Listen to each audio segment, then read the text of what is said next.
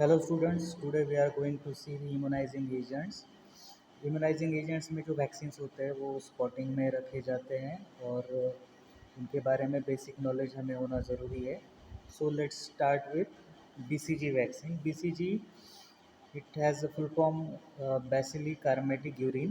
इस जो साइंटिस्ट थे जिन्होंने ये इन्वेंट किया BCG, उनके नाम से इसका नाम bacillus Calmette urine BCG vaccine रखा गया है.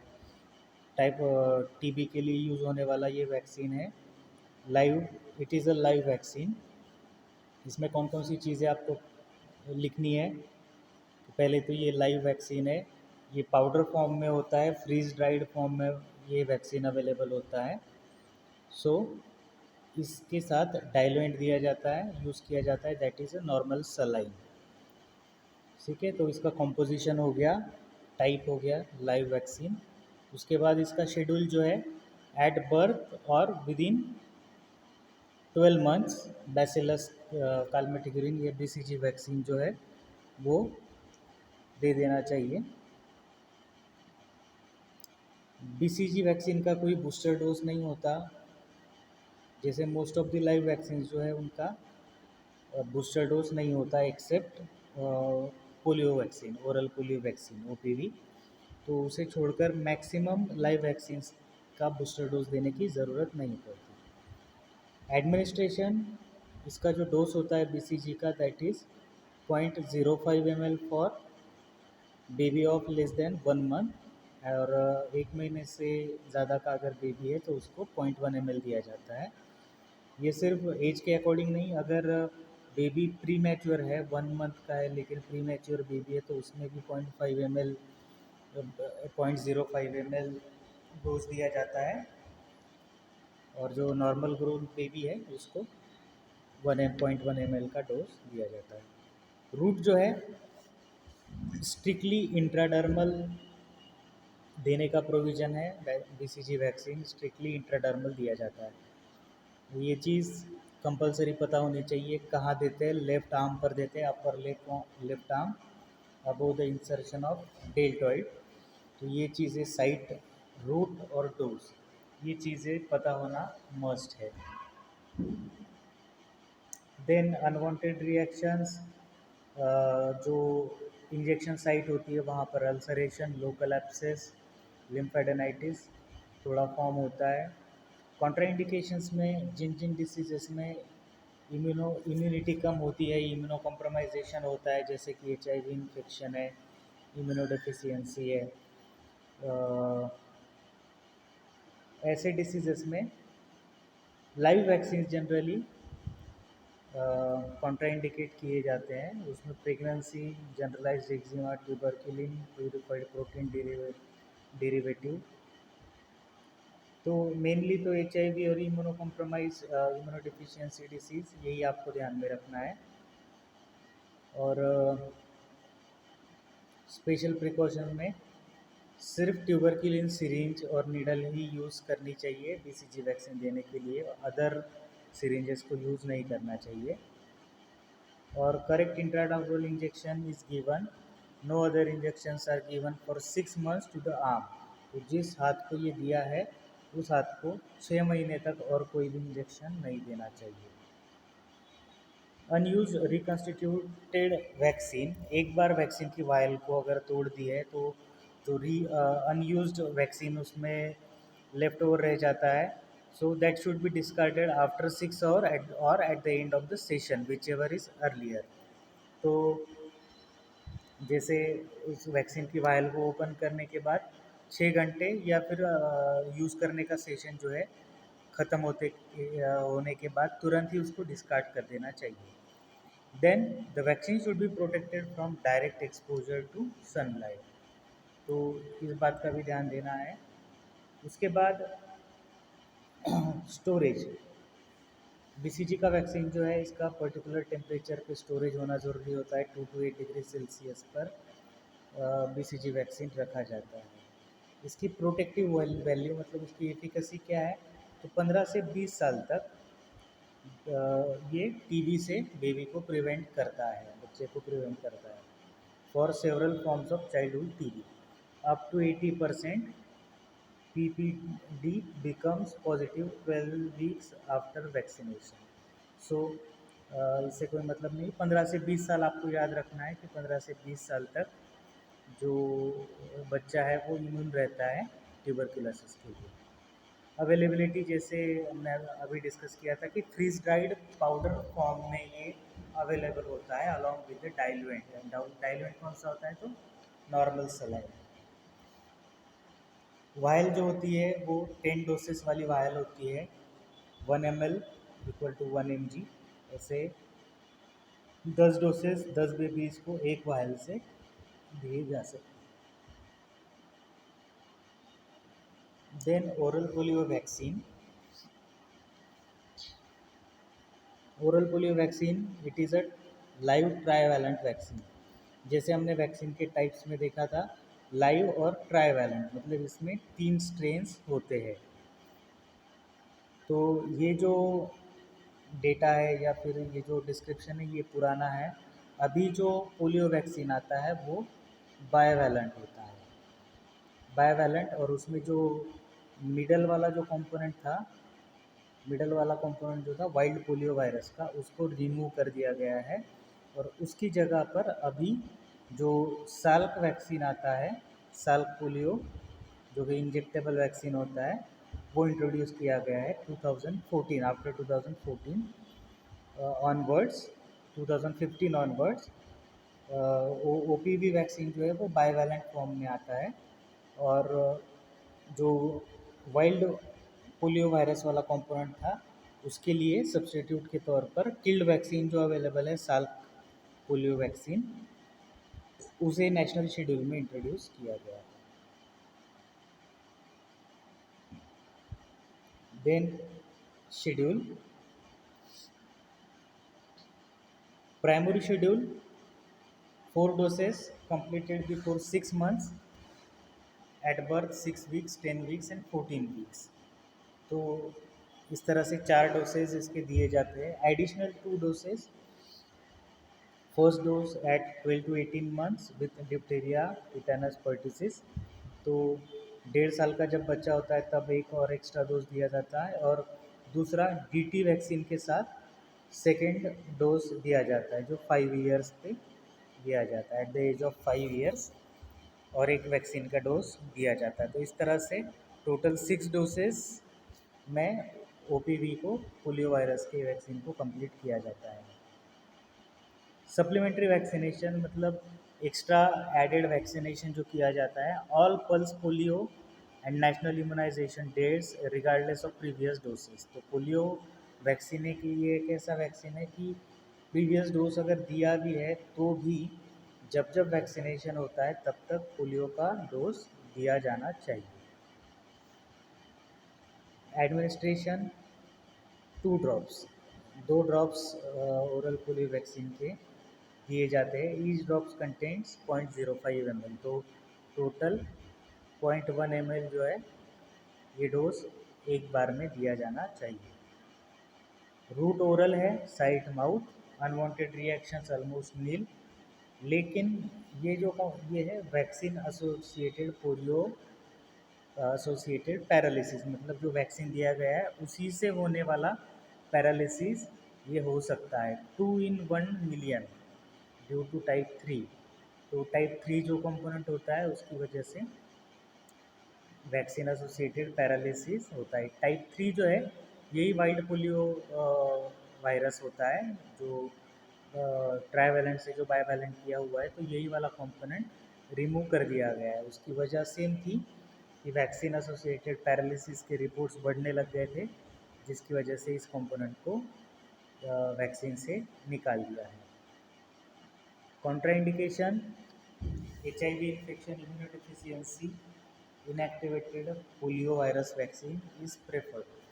अगर कुछ ऐसे इम्यूनो कॉम्प्रोमाइज सिचुएशंस अगर होती है तो उनमें पोलियो देना तो ज़रूरी है, लेकिन लाइव वैक्सीन नहीं दे सकते, तो उस केस में IPV, injectable polio viral vaccine जो है, that is a Salk type of vaccine, Salk polio vaccine, उसे प्रेफर किया जाता है। जैसे कि ओरल पोलियो वायरस का डोज जो है वो ओरल ही है, इसीलिए स्पेशल प्रिकॉशंस में हॉट मिल्क, फूड और water is withheld for half an hour. Vaccine देने के आधे घंटे तक उसे हॉट मिल्क, फूड, वाटर ये कोई भी चीज़ देना प्रोहिबिटेड होता है। उसी के साथ स्पेशल प्रिकॉशन में पोलियो वैक्सीन की जो कोल्ड चेन है उसको स्ट्रिक्टली मेंटेन किया जाना ज़रूरी है, वरना ये इफेक्टलेस हो जाता है। इसको कौन से टेम्परेचर पे प्रिजर्व किया जाता है? 2 to 8 degree Celsius. May be frozen for long duration, अगर लॉन्ग ड्यूरेशन पे प्रोटेक्ट करना है तो फ्रोज़न भी कर सकते हैं। प्रोटेक्टिव वैल्यू जो है इसकी लाइफ टाइम है। अवेलेबिलिटी जो है 2 ml 20 dose vial with dropper. एक वायल आती है 2 ml की जिसमें 20 डोसेस होते हैं ड्रॉपर के साथ। सो ये दो वैक्सीन्स हो गए, BCG और ओरल पोलियो वैक्सीन। इसका जो शेड्यूल है, नेशनल इम्यूनाइजेशन शेड्यूल, वो हम सेपरेटली देखेंगे।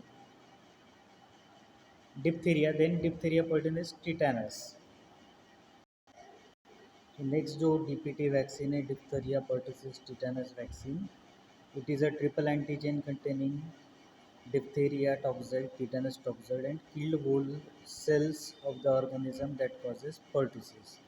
तो बॉर्डिटेला पर्टिसिस ये ऑर्गेनिज्म होता है, उसके होल सेल्स किल्ड फॉर्म में, और जो डिप्थेरिया और टिटेनस है उनके पॉइजन्स, जो उनके टॉक्सिन्स होते हैं वो डिटॉक्सिफाइड किए हुए टॉक्सिन्स इसमें होते हैं। तो इस तरह से ये ट्राइवेलेंट वैक्सीन है, triple antigen vaccine, not trivalent. अलग अलग डिसीजेस की जब वैक्सीन से एक साथ होता है तो उसको डबल एंटीजन, ट्रिपल एंटीजन इस तरह से कहते हैं। और बाईवैलेंट, ट्राइवैलेंट मतलब एक ही ऑर्गेनिज्म है, उसके अलग अलग स्ट्रेन्स अगर है तो उसको बाईवैलेंट, ट्राइवैलेंट कहा जाता है। कंपोजिशन जो है, DPT vaccine contains 0.5 ml, vaccine contains diphtheria toxoid, tetanus toxoid, pertussis killed 20,000 million. Diphtheria toxoid जो होगा 20 लिमिट ऑफ फ्लॉकुलेशन, और tetanus toxoid 0.5 limit of flocculation. ये कुछ इतना इम्पोर्टेंट नहीं है। एडजुवेंट याद रख सकते हैं, एल्यूमिनियम फॉस्फेट जो है एज एडजुवेंट इसमें यूज़ किया जाता है। शेड्यूल इसका इम्पोर्टेंट है, 6, 10, 14 वीक्स में DPT वैक्सीन देना ज़रूरी है। बूस्टर जो है उसका 18 मंथ और 5 ईयर्स। 5 ईयर्स में पर्टिसिस कंपोनेंट्स निकल जाता है, क्योंकि 5 साल के बाद पर्टिसिस डिसीज़ नहीं होता, इसकी वजह से सिर्फ DT कंपोनेंट उसमें दिया जाता है at the school entry. 5 years के जब बच्चे होते हैं, स्कूल एंट्री का उनका एज होता है, तब एक बार इसका बूस्टर डोज, सेकेंड बूस्टर देना चाहिए। एडमिनिस्ट्रेशन 0.5 ml डीप इंट्रामस्कुलर दिया जाता है। बच्चों में outer mid thighs, outer mid thigh और आउटर अपर आर्म या फिर gluteal region in old children. तो ओल्ड बच्चों में ग्लूटियल रीजन पे, और न्यूबॉर्न्स में या इन्फेंट्स में लेस दैन 12 मंथ्स इन्फेंट जो होते हैं उनको आउटर मिड थाई में ये दिया जाता है। DPT वैक्सीन से होने वाली रिएक्शंस काफ़ी ऑब्वियस होती है, जैसे mild local fever and rarely convergence. तो फीवर ये काफ़ी बार देखे जाते हैं, तो unwanted reactions contains fever. Contraindications, anaphylactic reaction to previous dose, progressive neurological disease। ये दो कंडीशंस में इसे नहीं देना चाहिए कि अगर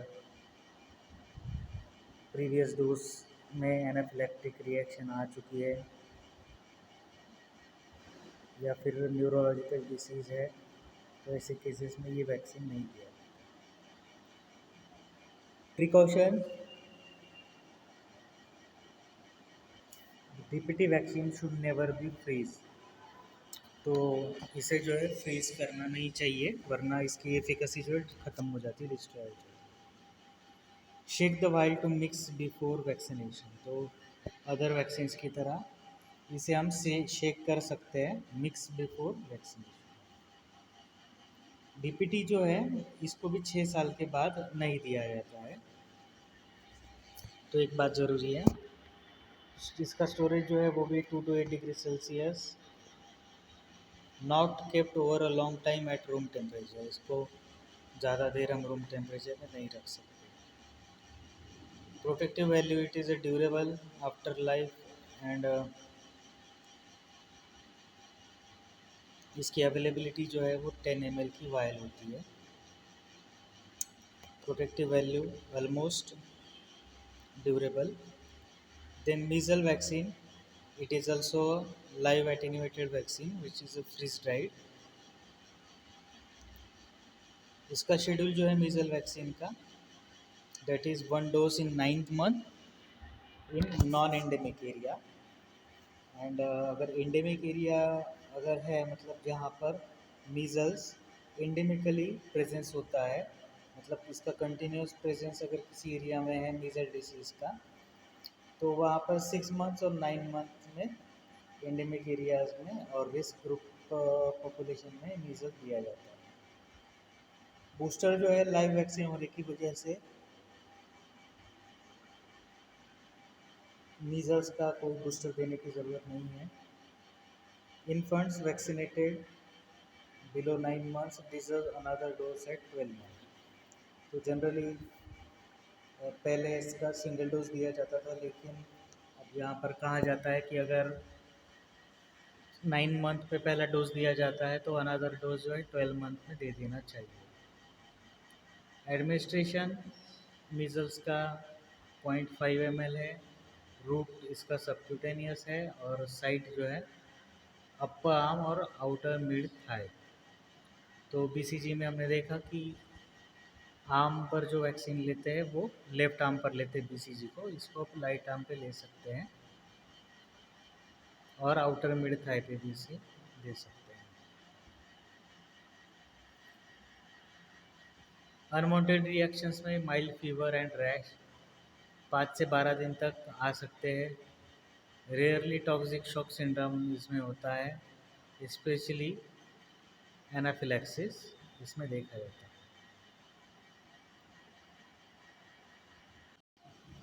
देन अवेलेबिलिटी, बीसीजी वैक्सीन की तरह ये भी जो है ड्राइड पाउडर फॉर्म में आता है, जिसके साथ distil water as a diluent इसके साथ प्रोवाइड किया जाता है। नेक्स्ट है MMR vaccine, it is also live attenuated vaccine. Its schedule 9 months और मैक्सिमम एज जो है 15 to 18 month के अंदर ही एमएमआर वैक्सीन दे दिया जाना चाहिए। Booster not given as it is also a live vaccine, then there is no need of booster dose। Administration 0.5 ml इसका dose होता है, सबक्यूटेनियस रूट से एमएमआर वैक्सीन दिया जाता है।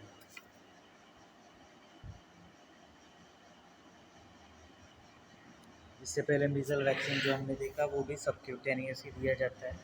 बीसीजी वैक्सीन को इंट्राडर्मल दिया जाता है। साइट आउटर मिड थाई और अपर आर्म। एमएमआर वैक्सीन की साइट जो है मीजल्स की तरह ही आउटर मिड थाई और अपर आर्म में। अनवांटेड रिएक्शंस में सबएक्यूट स्क्लेरोसिंग पैनएन्सेफेलाइटिस, ये एक एपिसोड या साइड इफ़ेक्ट इसकी अनवांटेड रिएक्शंस यहाँ पर बताई है। कॉन्ट्राइंडिकेशंस में एमएमआर वैक्सीन जो है अनट्रीटेड टीबी, इम्यूनोडेफिशिएंसी और प्रेगनेंसी में नहीं देना चाहिए। Special precautions, it should be given strictly subcutaneous root.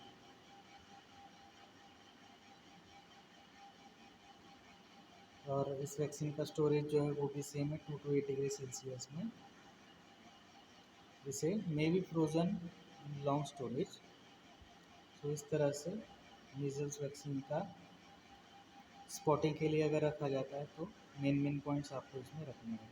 Protective value high efficacy है, ड्यूरेबल है, पाउडर फॉर्म में अवेलेबल है। So today we have seen the BCG vaccine, उसके बाद ओरल पोलियो वैक्सीन, उसके फॉर्म्स, उसके बाद DPT vaccine, measles vaccine and MMR vaccine. तो इतने आज हम देख चुके हैं। सो नेक्स्ट वैक्सीन जो है टिटेनस टॉक्साइड वैक्सीन, और उसके आगे कई सारे वैक्सीन है, उनको हम नेक्स्ट लेक्चर में देखने वाले हैं। So thanks for watching this video.